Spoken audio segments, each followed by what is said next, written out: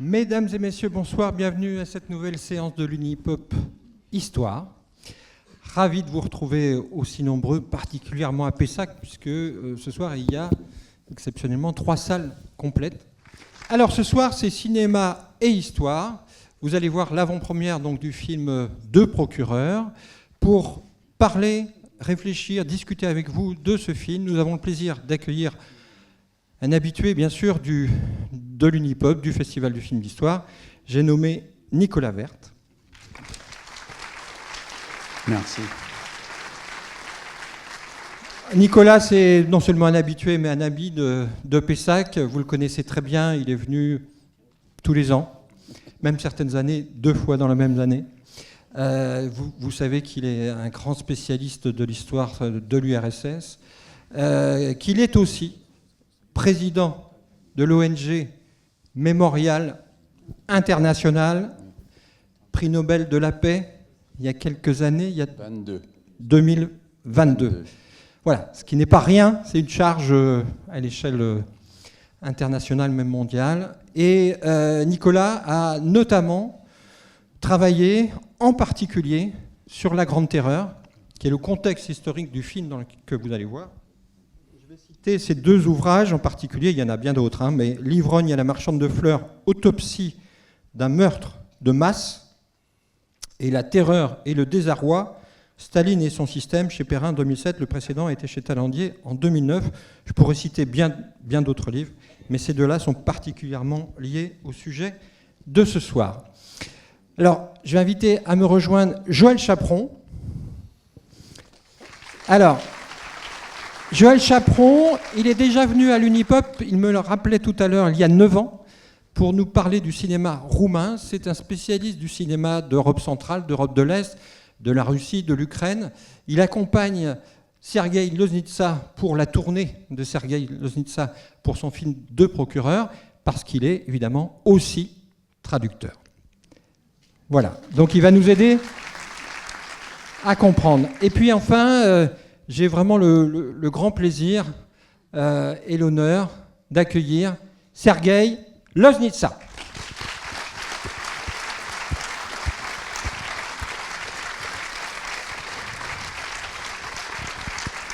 Alors, vous le savez, ici c'est vraiment le lieu où on essaye de faire dialoguer le cinéma et l'histoire à travers le Festival de films d'histoire depuis 35 ans, à travers l'Unipop Histoire depuis 13 ou 14 ans, je ne sais plus exactement combien d'années. Et c'est vrai qu'avec Sergueï Loznitsa, nous avons le plaisir d'accueillir un des grands cinéastes qui s'intéresse sans cesse à l'histoire de son pays, bien sûr, l'Ukraine, mais aussi à l'histoire, j'ai envie de dire, de l'Europe de l'Est d'une manière générale et particulièrement de la Russie. Il s'intéresse à cette histoire, bien sûr, dans le registre de la fiction, comme c'est le cas ce soir, avec Deux procureurs, comme il a pu le faire avec Donbass. Il y a déjà quelques années, le film avait fait l'ouverture de l'Unipop Histoire, avec déjà Nicolas Werth. Et puis, il s'intéresse à l'histoire, bien sûr, également à travers le documentaire. Et vous vous souvenez sans doute de ces films comme Maïdan. À chaque fois, les titres résonnent évidemment avec l'actualité.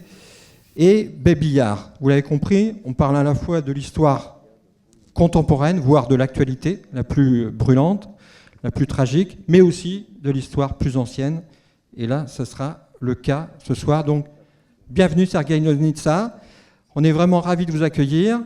C'est la première projection publique du film en présence de Sergueï Loznitsa après le Festival de Cannes. Merci.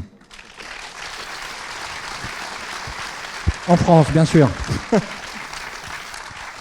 Alors, Sergueï, est-ce que vous souhaitez dire quelques mots d'introduction ? Bonsoir. Merci. Это счастье любого режиссера иметь такой зал. Я думаю, мечта любого режиссера.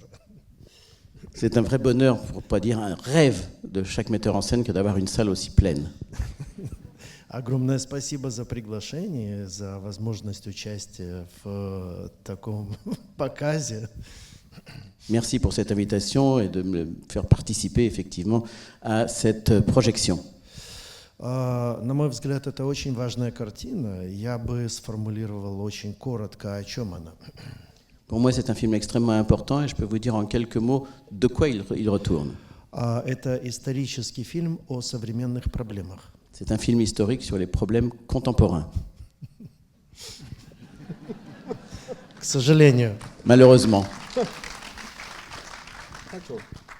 Alors, bonne projection et à tout à l'heure pour un échange avec nos invités. Merci beaucoup. Vous connaissez le principe, je vais démarrer par quelques questions et puis ensuite le micro sera dans la salle et les autres salles pourront adresser leur SMS, sachant que ce qui change un tout petit peu par rapport à d'habitude, c'est qu'il y aura un temps pour la traduction. Voilà. Alors, moi, quelques questions d'abord, bien sûr, à Sergueï Loznitsa. Un grand merci, bien sûr. Et alors, moi, ce que j'ai trouvé vraiment frappant en regardant le film, en découvrant le film, c'est que, alors, on sait bien que sous Staline, il y a cette terreur. Et en 1937 et 1938, c'est la grande terreur. Et c'est une notion qu'on retrouve dans les témoignages littéraires, mais qu'on n'a pas forcément vu au cinéma si souvent que ça. Et j'ai le sentiment que vous avez réussi à retranscrire, à rendre palpable cette impression que partout où on va, il y a le sentiment qu'on peut être terrorisé à ce moment-là en URSS. Comment vous avez écrit, filmé cette terreur ?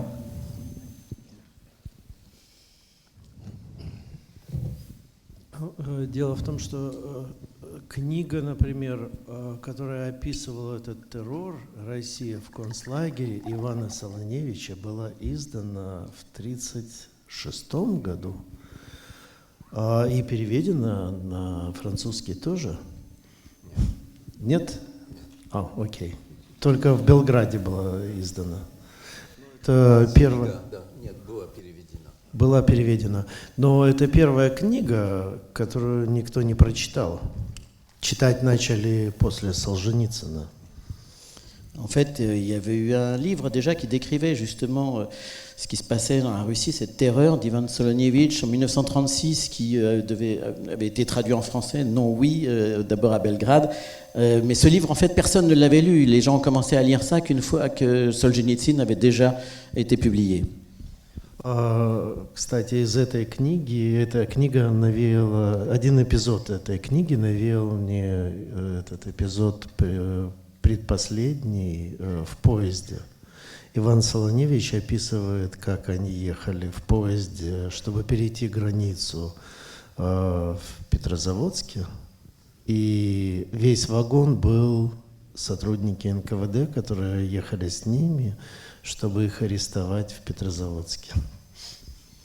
Et dans ce livre, d'ailleurs, un épisode qui m'a conduit à écrire l'avant-dernier épisode que vous avez vu, parce qu'effectivement, Ivan Solonievitch était dans un train, il se dirigeait vers la frontière pour la passer à Petrozavodsk, et dans le compartiment, il n'y avait absolument que des collaborateurs du NKVD qui étaient dans le même train qu'eux, de manière à pouvoir les arrêter une fois arrivés. Это я к тому, что, в принципе, давно уже слово было сказано, но много времени прошло с тех пор, пока это слово достучалось до того, кто мог бы его услышать. Ce que je veux dire par là, c'est que si ça a été dit il y a très très longtemps, ça a pris un temps assez conséquent avant que les gens puissent arriver à l'entendre. И то же самое происходит и с кинематографом. К сожалению, это, на мой взгляд, самая большая трагедия народов, которые жили в Советском Союзе. Она в кинематографе очень мало отражена. В советском, постсоветском, в советском вообще нет, а в постсоветском, в советском «Покаяние». Разрешенный фильм, благословленный уже властью, которая собиралась изменять систему. Но, тем не менее, значит, и в постсоветском кино практически отсутствует эта тема. То есть я могу назвать, там, перечислить там, пальцы на руке. 5 фильмов, может быть, которые говорят об этом времени. Et c'est pareil d'ailleurs avec le cinéma, parce que je pense que cette terreur, c'est la plus grande tragédie qui soit arrivée à tous les peuples d'Union soviétique, et c'est un thème qui a été quasiment pas repris du tout au cinéma du temps de l'Union soviétique. Il n'y a eu absolument aucun film, si ce n'est Le Repentir de Tengiz Abuladze, qui lui, en 1987, à la perestroïka, a été véritablement promu, béni même par ce pouvoir soviétique qui se dirigeait vers le changement. Quant au cinéma russe post-soviétique, il n'y a quasiment rien. Si on peut trouver 5 films, vraiment on les compte sur les doigts d'une seule main, c'est bien le maximum. Это третий фильм мой о сталинском периоде. Первая картина, она же и была предвестником этого фильма. Это фильм «Процесс». Фильм о процессе, который Сталин организовал против невинных людей, которые себя же обвиняли публично в колонном зале Дома Союза в 1930 году в том, что они совершают преступление и саботаж против советской власти. Это представители номенклатуры, это люди, которые управляли производствами разного рода. И это очень интеллигентные, образованные профессора и академики. C'est mon 3e film que je fais sur cette période. Le premier, en fait, qui précédait celui-ci, s'appelle Le Procès, qui est un film justement qui raconte cette histoire d'un procès qui a été monté de toutes pièces contre des gens qui s'auto-accusaient de crimes qu'ils n'avaient pas commis. Il y a eu tout un montage en fait d'un procès qui s'est déroulé dans la Maison des Unions, et les gens s'accusaient d'avoir procédé à du sabotage. C'était des représentants de la nomenclatura qui étaient versés essentiellement dans la production. C'était de l'intelligentsia, c'était des professeurs, c'était des académiciens. И эта картина показывала видимую сторону, то, что было возможно снять. И я хотел сделать другую, ту сторону, невидимую, тюрьму, и как-то коснуться ответа на вопрос, который тогда всех ужасно волновал. А почему эти люди согласились дать такие признания, которые не похожи на правду, но очень правдоподобны? Et c'était effectivement la face visible qui m'avait été donnée possiblement à filmer. Et moi, ce qui m'intéressait, c'était de voir justement l'autre côté, la face moins visible, donc du côté de la prison, et puis surtout d'essayer de pouvoir répondre à cette question de comment se fait-il que ces gens-là étaient d'accord pour faire des aveux de choses qu'ils n'avaient pas commises, parce que ces aveux pouvaient ne pas avoir l'air vrais, néanmoins ils avaient l'air vraisemblables. И я вспомнил о повести Георгия Демидова, которая так и называется «Два прокурора», у которой своя трагическая и долгая история к читателю. Et je me suis souvenu d'une nouvelle qu'avait écrite Georgi Demidov, qui s'appelle Deux procureurs, et qui a effectivement une très longue histoire avant que cette nouvelle ne puisse arriver au lecteur. Alors, dans le film, ce qui nous frappe aujourd'hui...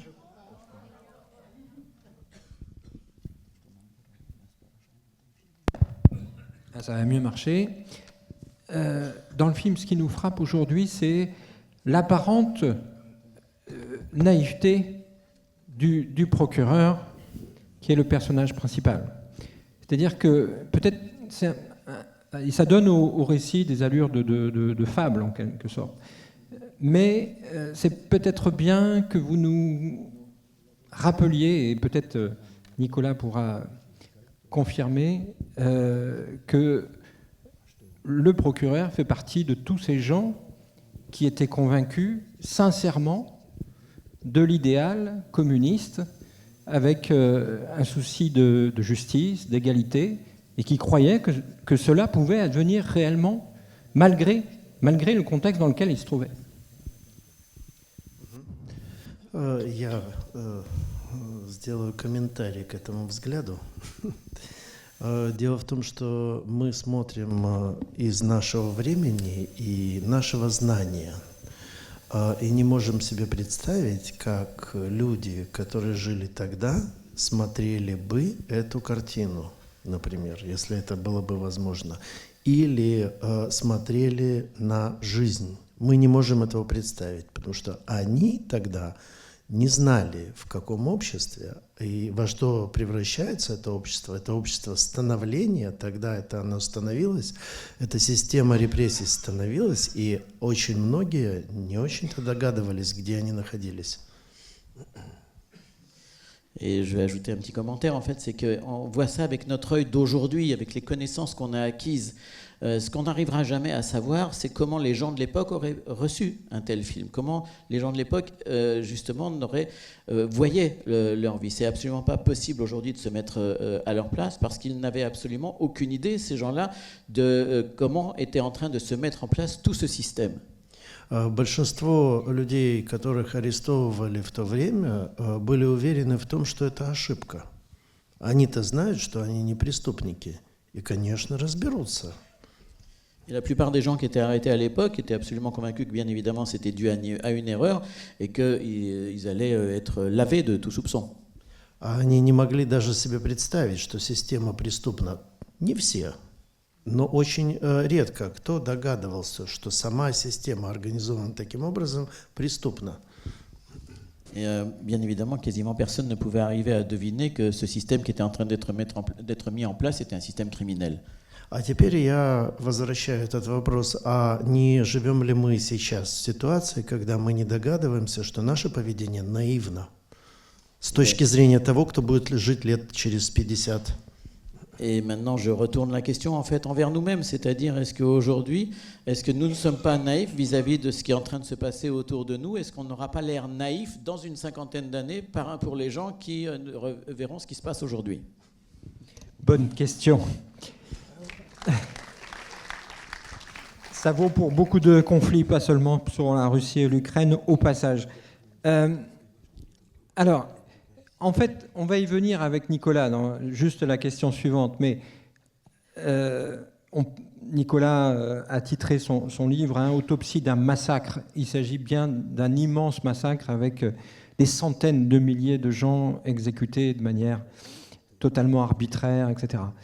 Et pourtant, dans votre film, on est dans une ambiance, j'ai envie de dire, presque kafkaïenne et orwellienne, c'est-à-dire que on est dans un univers de bureaucrates avec des prisons, vous nous expliquerez peut-être où vous avez filmé, parce que c'est des prisons plus vraies que nature par rapport au passé soviétique.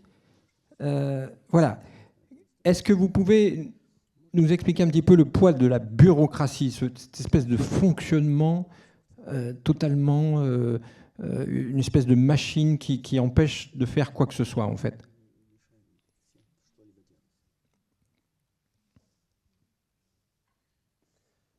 Я каждый раз, когда прохожу в аэропорту через машину обыска и акт обыска, об этом задумываюсь. Chaque fois que je suis dans un aéroport et que je passe les portiques de sécurité qui procèdent à la fouille, si je puis dire, j'y pense à cette question. Ok. Но дело в том, что в данный момент что происходит? Вас подозревают в том, что вы преступник. На мгновение, но вы под подозрением. En fait, qu'est-ce qui se passe en vrai? C'est que pendant un mini-instant, on vous soupçonne de quelque chose. C'est un mini-instant seulement. Посмотрите на лица людей, которые вас обыскивают. Они нейтральны. Они демонстрируют ничего личного. Они понимают, в чем они участвуют. Et regardez bien les visages des gens qui sont justement là pour éventuellement vous fouiller. Ce sont des regards neutres. Ils ne transmettent absolument rien de personnel. Человек, дворянин XVIII века, вызвал бы любого, кто подозревает в том, что он преступник, на дуэль. Il y a un certain temps de cela, n'importe quelle personne qui aurait pu penser être soupçonnée de quelque chose aurait provoqué la personne en face en duel, Речь идет о личном оскорблении. parce qu'il s'agit d'une offense personnelle. Но для нас этот вопрос так не стоит. Mais pour nous, cette question ne se pose pas dans ces termes-là. Мы живем в другое время, в совершенно другой цивилизации. Вынуждены соглашаться. Я каждый раз думаю, кстати, а нашли ли они что-то? И что там нашли эти ребята? Помимо духов, ножниц. Et on vit dans une autre époque, une autre civilisation, et je me dis que ça doit être effectivement, on doit être d'accord avec ça. Et à chaque fois, je me dis, mais de toute façon, qu'est-ce qu'ils finissent par trouver? Des parfums, autre chose, des ciseaux peut-être? Ну, то есть я говорю о том, что в данном случае мы имеем дело с соприкосновением с определенным феноменом. Ce que je veux dire par là, c'est qu'on touche du doigt un autre phénomène. Когда человеческое соприкасается с системой, в которой мы вынуждены существовать. Quand l'humanité se retrouve confrontée au système à l'intérieur duquel il est condamné à vivre. Ну, про бюрократию там, не мне вам рассказывать. Je ne sais pas, je ne vais pas vous raconter à vous ce que c'est la bureaucratie. Merci. Alors, il y avait une deuxième partie dans ma question, c'était sur les prisons, le lieu de tournage que vous avez choisi. Ces prisons-là qu'on voit à l'écran. Это тюрьма, которая была сделана построена в 1905 году в Риге, еще при... Кто там был? Еще... Да, нет, да, Николай II, да, при царе русском. C'est une prison qui a été construite à Riga en 1905 du temps de Nicolas II, le dernier tsar de Russie. Потом, согласно европейским законам, эта тюрьма была признана негодной для того, чтобы содержать там людей, естественно. Et selon les normes européennes, cette prison, à un certain moment, a été considérée comme inapte à recevoir des prisonniers parce que pour des raisons sanitaires. Сейчас там снимают фильмы, водят экскурсии и тренируется спецназ. Et en ce moment, on s'y tourne des films, il y a des excursions qui sont programmées, et puis également, c'est un camp d'entraînement pour les forces spéciales.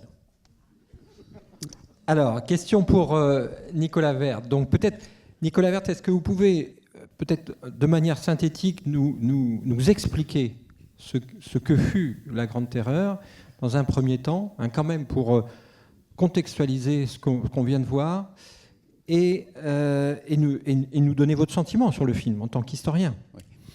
Bon, la Grande Terreur, c'est tout simplement le plus grand massacre d'État jamais perpétré par un État en temps de paix, c'est-à-dire 750 000 personnes exécutées en 16 mois entre août 1937 et novembre 1938, à la suite d'une condamnation expresse par une juridiction d'exception de la police politique, mais où les membres du parquet, donc les procureurs, étaient aussi impliqués, puisque ces malheureux passés, en gros, ont traité entre 200 et 400 dossiers en une journée.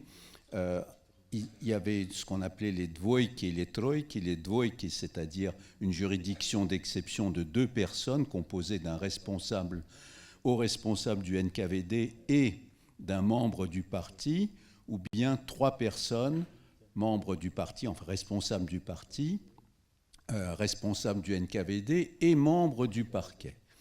Ça, c'est d'un côté. Donc, 750 000 condamnations à mort, et à peu près 800 000 condamnations à une peine de 10 ans de camp. Mais ce qui est remarquable, c'est qu'en fait, tout ça se passait dans le plus grand secret. Et la notion de secret est extrêmement importante parce que, si vous voulez, il y avait des rumeurs, on savait que des gens étaient arrêtés, mais on ne savait jamais l'ampleur de ce phénomène, puisque non seulement les gens qui étaient condamnés comparaissaient sans moindre avocat, ça se passait en quelques minutes, mais une fois qu'ils étaient condamnés, leur famille n'était pas au courant d'une condamnation à mort. On disait, par exemple, à leurs proches que votre père ou votre mari ou votre épouse a été condamné à 10 ans de camp sans droit de correspondance et la personne disparaissait tout simplement. Et donc, il a fallu attendre la chute de l'URSS pour que les descendants connaissent le sort de ce qui était arrivé à leurs proches.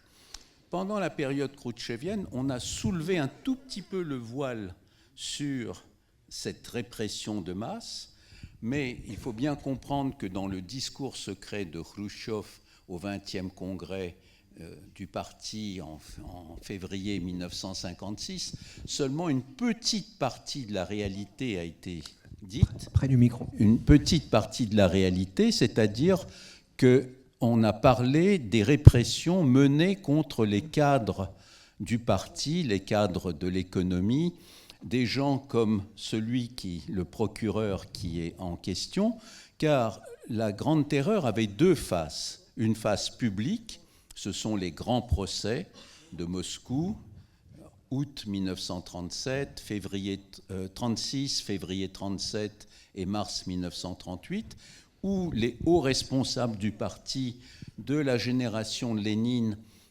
comparaissaient et avouaient des crimes tout à fait imaginaires. Et ça, c'était la face publique, puisque les autorités soviétiques diffusaient très largement ces procès, à tel point que les minutes du procès étaient même traduites en français, en anglais, étaient publiées. Ça, c'est la face publique, ce qui correspond à une toute petite fraction de la Grande Terreur. Et après l'ouverture des archives, on a découvert le mécanisme de la face secrète, c'est-à-dire ce n'était pas seulement, bien sûr, des membres de la nomenclatura communiste qui étaient purgés, c'était des centaines et des centaines de soviétiques ordinaires, soit parce qu'ils appartenaient à une classe réputée hostile, comme les membres du clergé, les anciens responsables de la période tsariste, ou bien des militants politiques anti-bolcheviques, notamment les socialistes révolutionnaires, leur grand concurrent, le grand concurrent des bolcheviks en 1917. Et cette répression-là, on ne l'a apprise qu'après l'ouverture des archives. Donc je pense qu'il est très important de comprendre le secret qui entourait évidemment tout ceci, tant et si bien que dans la société, on savait que des gens étaient arrêtés, mais on ne pouvait absolument pas comprendre l'ampleur du phénomène.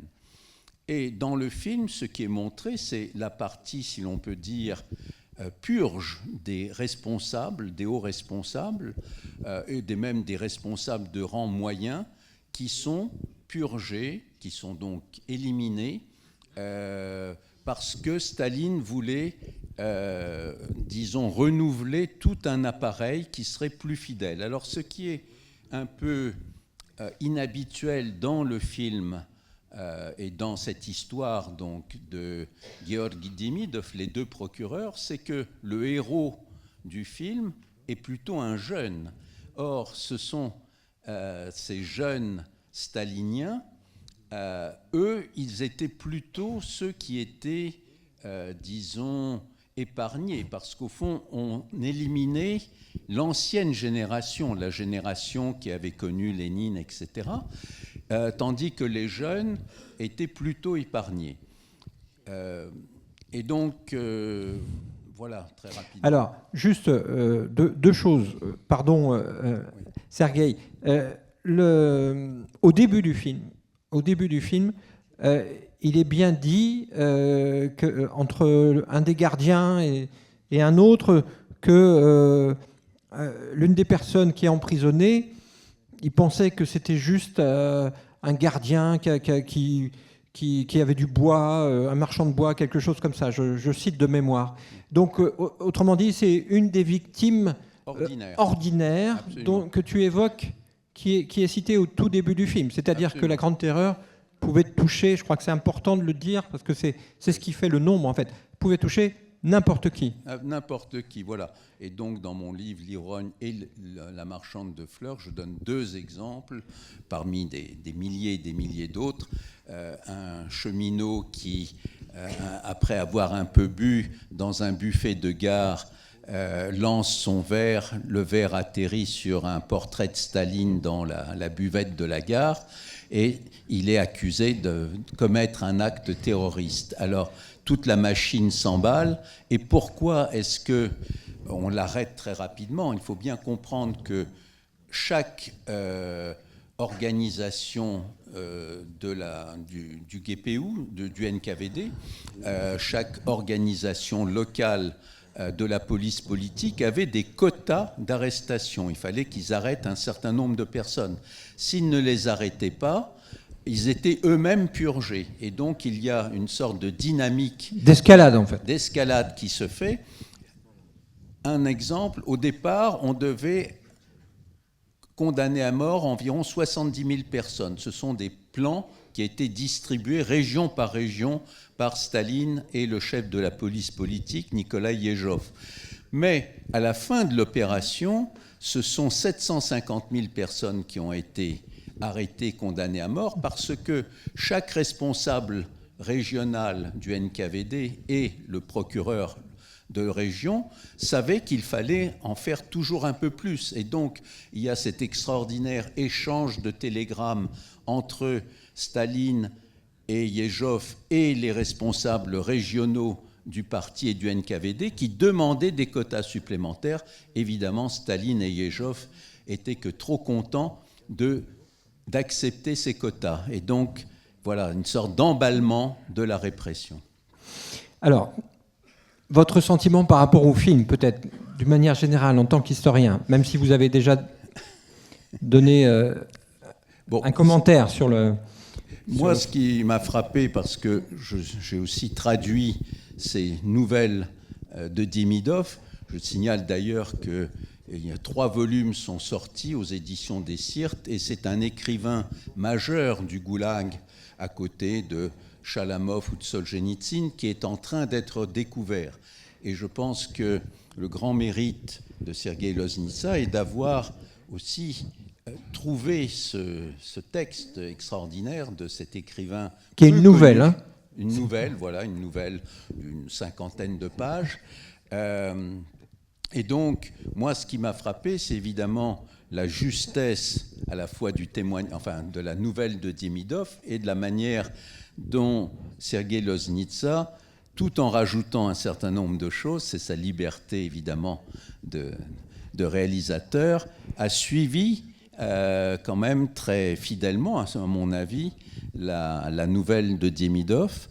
Et évidemment, ce qui est très intéressant, c'est la manière dont il rend compte du ressenti de ce cadre, de ce jeune cadre du parti, qui est absolument, on en a déjà parlé, persuadé qu'il y a un complot, et donc, au fond, ce n'est pas possible que ce soit le système qui soit pourri, mais qu'il va donc s'adresser à son supérieur hiérarchique, qui n'est autre que Andrei Vichinsky, le procureur des procès de Moscou, un sinistre personnage.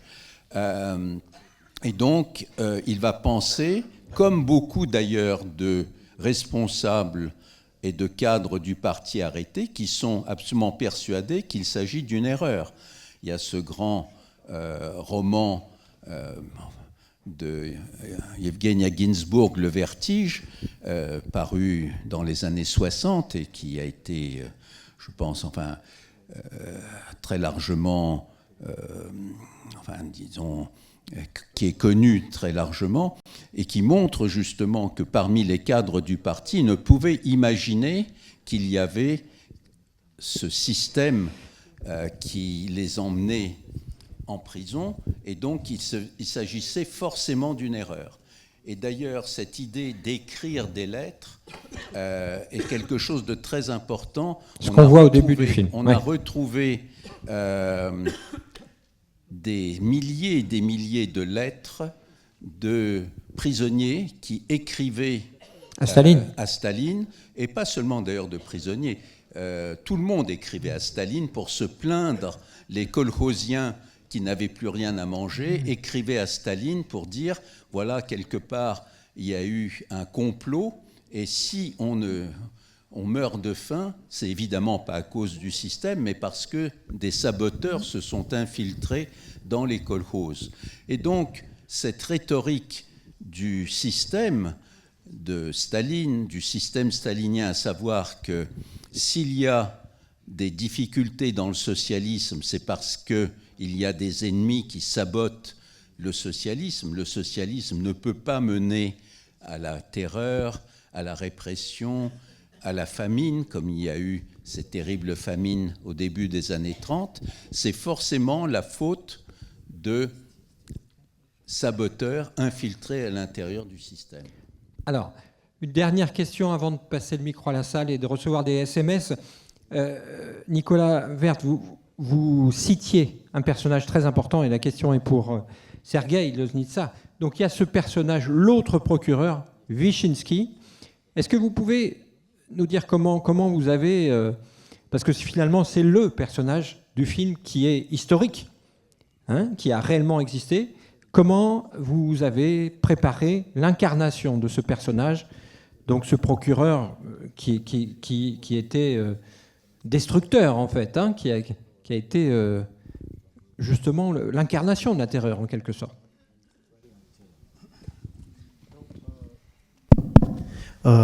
В фильме, в повести это определенная сцена, которая, не такая уж простая. Дело в том, что когда к Вышинскому приходит какой-то странный человек, который требует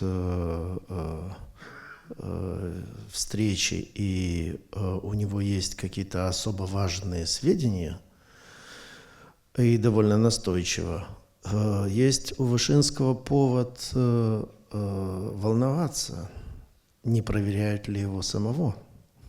Потому что это система такая, где там это террариум, собрание аллигаторов, каждый друг друга подсиживает и пытается уничтожить.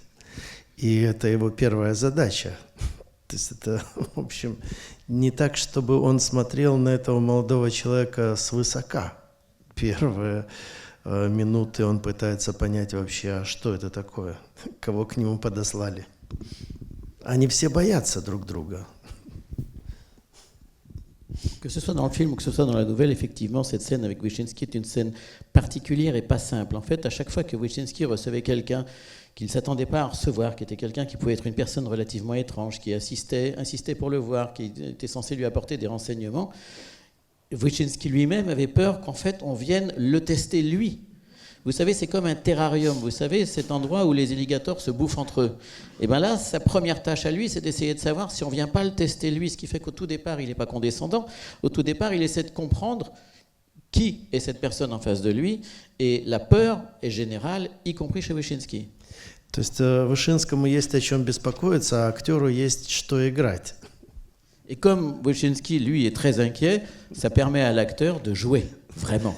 И сыграл его потрясающий актер Анатолий Белый, который, как только началась война, он был ведущим актером МХАТ, это Московский художественно-академический театр, и он уехал, сказав свое слово о том, что происходит, ушел из МХАТа и уехал в Израиль. И Александр Филипенко, актер, который играет две роли Степняка и этого странного человека в поезде, безногого, безрукого, сделал точно так же, уехал, он живет в Вильнюсе.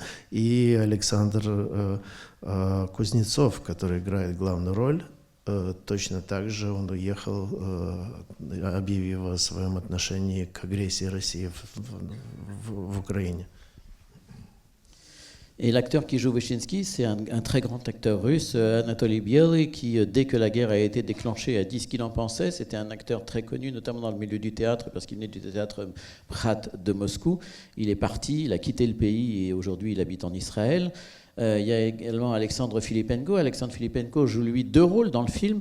C'est évidemment Stepniak, que vous voyez au début dans sa cellule, mais c'est lui également qui joue le rôle de l'unijambiste dans le train, dans la scène du milieu.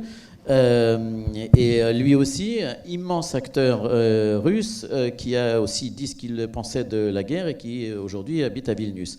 Et enfin, Alexandre Kuznetsov, qui joue le rôle de Korniev, le jeune procureur, lui aussi a dit qu'il était contre l'agression russe et il a quitté le pays. И мне особо не было какой-либо сложности объяснять, что необходимо играть, потому что понимание всего этого и каждой ситуации, которая есть в фильме, в крови каждого, кто жил в этой стране. Et j'ai pas eu de difficulté particulière pour expliquer ce que les acteurs devaient jouer parce que chacun comprend très exactement ce qu'il a à faire et comment ça se passait dans ce pays qu'ils ont quitté. И еще одна маленькая деталь. После фильма никто не узнает Анатолия Белого в этой роли. Он так вжился в эту роль.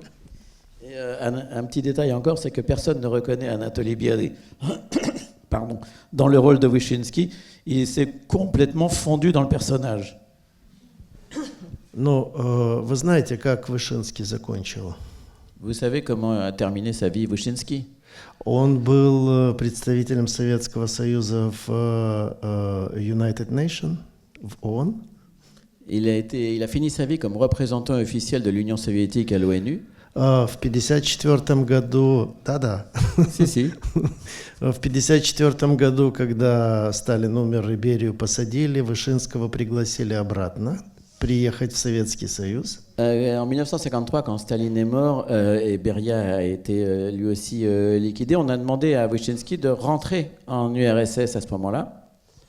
Вышинский отказался это сделать, потому что он знал, что его ждет. Et Wyszyński a refusé catégoriquement de rentrer en URSS, il savait très bien ce qui l'attendait. И в одно прекрасное утро он позавтракал, и в тот же день его тело было увезено в Советский Союз. Et un beau jour de 1954, après avoir pris son petit déjeuner, on a retrouvé son corps qui a tout de suite, immédiatement été emporté en URSS. Почетно похоронен в Кремлевской стене. Et aujourd'hui, il a sa plaque dans le mur du Kremlin, puisqu'il a eu des funérailles officielles. Интересная страна. C'est un pays vraiment intéressant.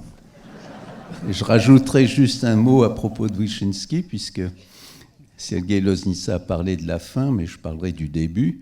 Il faut voir aussi que Wyszyński était membre du parti menchevique, et donc il avait beaucoup de choses à se faire pardonner. D'accord. Ouais, ça c'est important, bien sûr. Ça pouvait toujours lui être rappelé. Voilà, ça pouvait toujours lui être rappelé. Alors, est-ce qu'il y a, sachant que vous avez répondu à certaines questions qui ont été posées par SMS, j'ai une question, d'ailleurs c'est la première fois dans les Unipop que je reçois une question écrite en russe.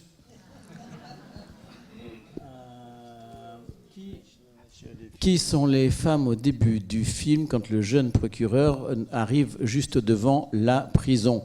Est-ce qu'elles savaient quelque chose?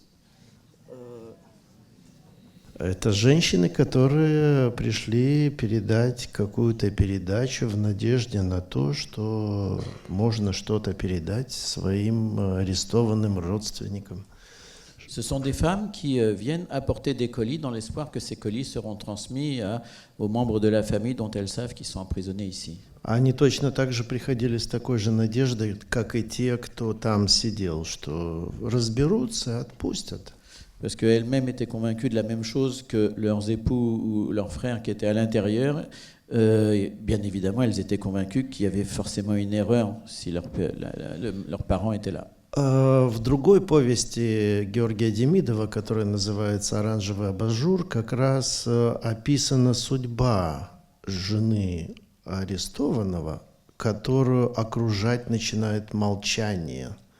То есть люди ее, узнав о том, что муж арестован, люди перестают с ней общаться. Il y a une autre nouvelle de Demidov qui s'appelle L'Abat-jour orange et qui raconte justement le destin d'une femme de prisonnier qui, une fois que son entourage apprend que son mari a été arrêté, voit s'abattre sur elle une chape de plomb et un silence qui va finir par l'entourer complètement. Les gens cessent de lui parler. Alors, est-ce qu'il y a des questions à Pessac? Oui, allez-y, là. Ah, ça marche. Je vous amène le micro.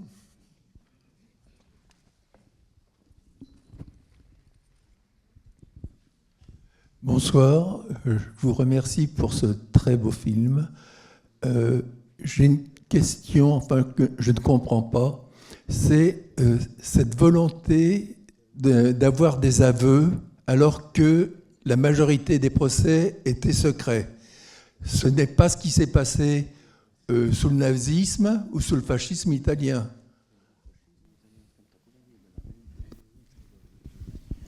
Вот. И для меня это тоже... Pour moi aussi, c'est une grande énigme. Значит, дело в том, что эта система вообще устроена была таким образом, что те следователи, которые выбивали признание в том, что никто не совершал, и они это прекрасно знали, после этого попадали в такой же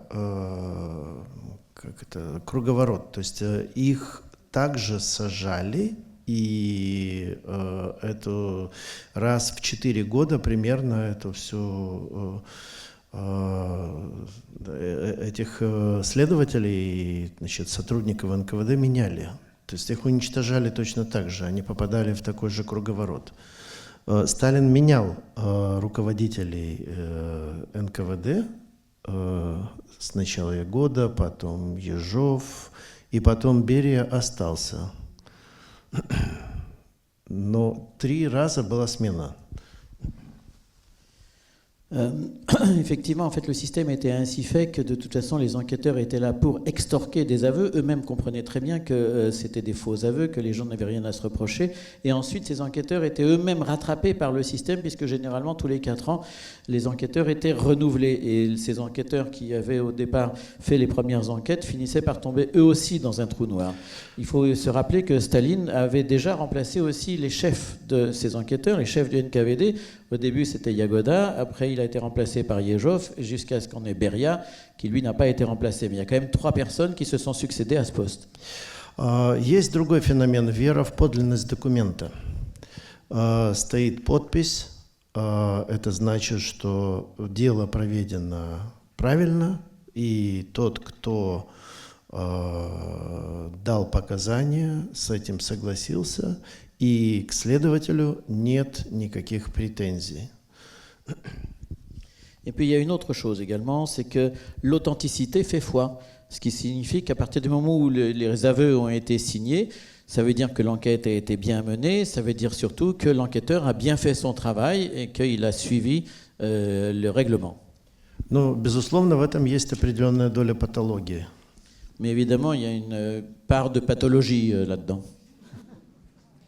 Alors, il y a justement une question qui va un peu dans ce sens-là, franchement. Est-ce que cette purge, alors je ne sais pas si le mot purge, même s'il a une connotation, mais il ne correspond pas à l'ensemble de ce qui a été fait, est-ce que cette purge donc, a rempli les objectifs de Staline au final? A-t-il pu mettre en place un appareil d'État plus fidèle et obéissant? Là, je crois que la réponse est oui. Oui, bien sûr. Donc, encore une fois, la grande terreur, c'est 2 aspects. C'est la purge. Purge, ce terme doit être utilisé pour les cadres du parti qui sont purgés, à peu près 10%. Et 90%, c'est ce que j'ai appelé une opération d'ingénierie sociale pour éliminer des catégories entières, ex-koulak, donc ex-paysans, riches, ex-fonctionnaires tsaristes, membres du clergé, ex-membres des partis non bolcheviques, etc., etc., mais aussi des minorités nationales, car dans la Grande Terreur, il y a évidemment un aspect de nettoyage social, mais aussi de nettoyage ethnique, de nationalités suspectes, donc particulièrement visés les citoyens soviétiques d'origine allemande, d'origine polonaise, mais aussi d'origine, par exemple, finlandaise, balte, autant de membres dans l'esprit de Staline, de diaspora, qui pouvaient pactiser avec l'ennemi, donc les Polonais, les Allemands, les Baltes, les Finlandais, les Roumains aussi, en cas de guerre. Il faut bien comprendre aussi que cet autre aspect de la Grande Terreur, c'est 1937-1938, c'est-à-dire une sorte de frappe préventive, d'opération prophylactique dans l'hypothèse d'une guerre à venir. Et donc, comme le disait Molotov encore à la fin de sa vie lorsqu'on l'interrogeait, est-ce que 1937 était utile ?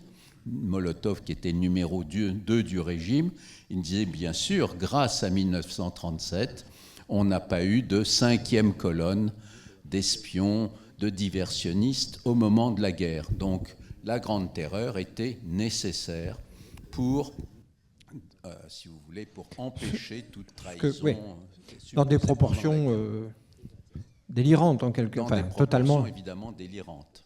Oui, parmi les personnes persécutées, il y a aussi des communistes convaincus qui ont combattu aux côtés des républicains espagnols.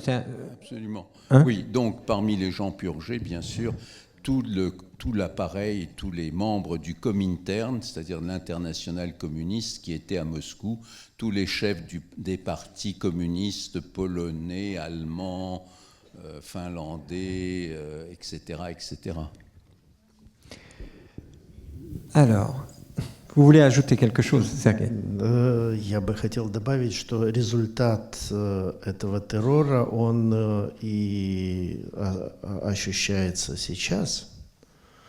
Не нужно сейчас в России проводить большой террор. Достаточно сделать несколько показательных процессов, и всем все будет ясно. То есть Сталин, в общем-то, выполнил работу такую на много поколений вперед. Je dois vous dire que le résultat de cette terreur se fait encore aujourd'hui ressentir. En fait, il n'y a pas besoin de faire une grande terreur aujourd'hui.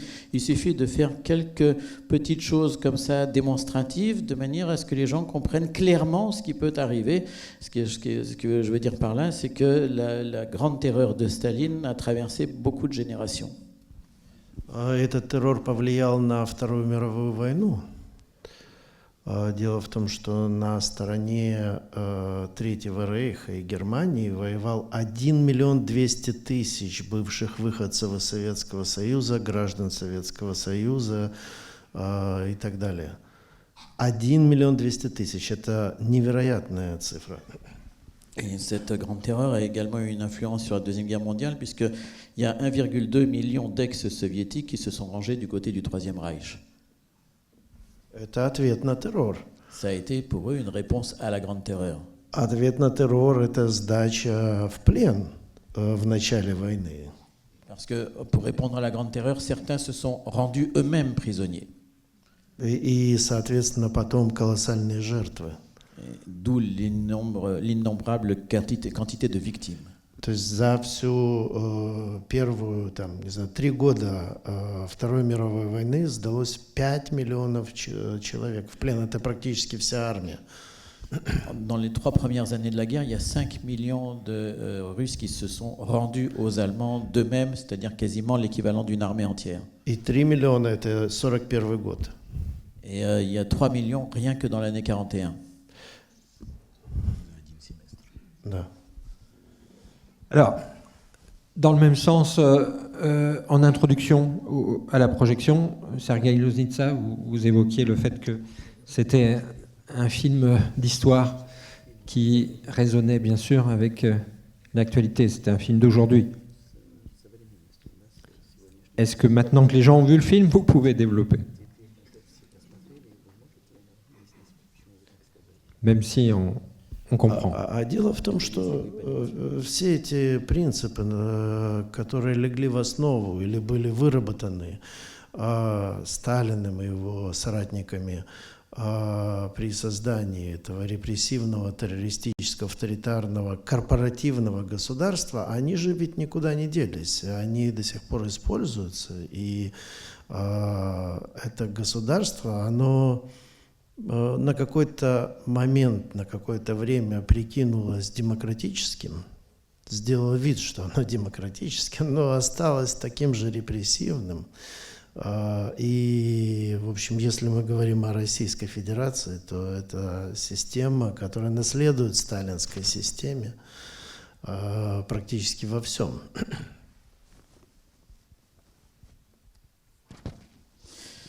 Vous savez, en fait, tous ces principes que Staline et ses acolytes ont forgés, justement, qui ont mené à la grande terreur de cet État corporatiste, sont toujours utilisés jusqu'à aujourd'hui. Cet État de la Russie a fait semblant pendant un temps d'être un État démocratique, mais il est tout aussi répressif. Et la Fédération aujourd'hui de Russie est l'héritière de ce que Staline a mis en place.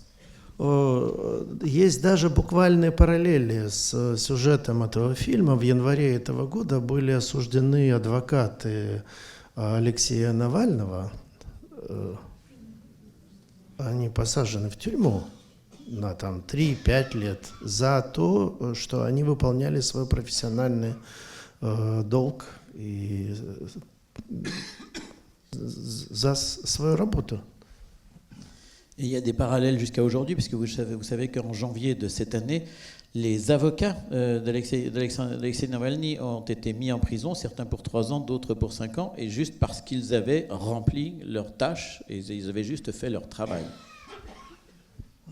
Вот я из Нью-Йорка сейчас приехал, и американские критики говорили мне, что для них это фильм звучит как предупреждение о том, что может быть. Et vous savez, je viens aujourd'hui même d'atterrir de New York et j'ai vu les critiques américains et ils me disaient que pour eux, ce film était un avertissement de ce qui pourrait arriver. Bon, sur ces mots très engageants, nous allons vous remercier.